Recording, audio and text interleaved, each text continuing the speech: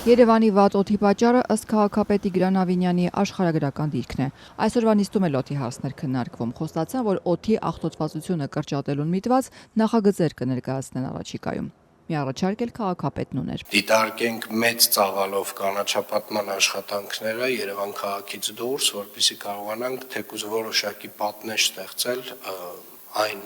քամիների համար, որոնք որ բերում են այդ սմոգը, այդ օդը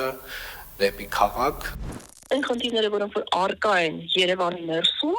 այդ խնդիրները Երևանից դուրս լուծել պետք չի։ Երևանի ավականու ընդդիմադիր անդամ Քրիստինա Վարդանյանը տարիներ շարունակ պնդում է. օդի աղտոտվածությունը լեգենդ չէ, եւ միակ պաշտպանող վահանը ծառերն են, որոնք վերջին տարիներին անողոքաբար հատվեցին։ Մայրաքաղաքից դուրս կանաչ պատնեշ իհարկե պետք է, ասում է Վարդանյանը հավելելով, իսկ ինչու զանգվածաբար հատվեցին հենց Երևանի, մասնավորապես կենտրոնի սաղարթախիտ ծառերը։ Միակ վահանը, որը պաշտպանում է բնակչության առողջությունը, ամենավտանգավոր PM2.5 մասնիկներից դա ծառերի սաղարթներն են։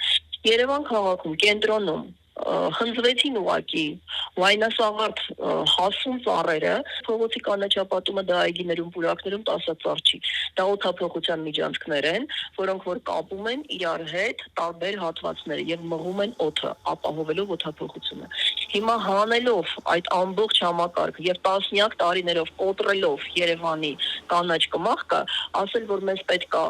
Երևանի մուտքում երրորդ օղակը ձևավորել, դա ուղղակի պատկերացում չունենալ, թե ինչ է նշանակում կանաչ կմախք։ Կանաչ օղակը չի խանգարում Երևանի կենսական հարցը, լանջերի կանաչապատումն է, սարալանջը կարգի բերեք, այդտեղ ծառերի շերտեր սարքեք, ամենտեղ որտեղ որ բաց հողային մակերեսներ են, ծածկեք հողային մակերեսները, ջրարբիացման հարցերը լուծեք Երևանի, տրանսպորտային հոսքերը կառավարեք։ Ինչի մասին է խոսքը։ Ավինյանը պնդում է, որ վերջին 3 տարիներին Երևանում կանաչ տարածքները ավելացել են 44 հեկտարով, գերազանցելով նախորդող 22 տարիներին կանաչապատման ուղղությամբ արված աշխատանքները։ Բնապահպանը, սակայն, հիշեցնում է, մայթեզրերի ծառերը, որոնք փոշի էին կլանում, հատվել եւ փոխարինվել են դեկորատիվներով։ Քաղաքապետարանի բացատրությունը, թե դրանք այլևս պիտանի չէին, Վարդանյանն առաջին անգամ չէ, որ հակադարձում է։ Ուրեմն մենք 2020-21 թվականին քարտեզագրում իրականացրեցինք Երևան քաղաքի կենտրոն վարչական շրջանում։ Որևիցե ծառ հատման ենթակա չի եղել։ Ես չգիտեմ Տիգրան Ավինյանից հետո ինչ պատահեց, որ մեր ծառերը փողոցներով դարձան հատման ենթակա։ Այդտեղ մենք ցավոք սրտի 5 անգամ ավելի պակաս ընդհանուր օգտագործման կանաչ տարածքներ ունենք,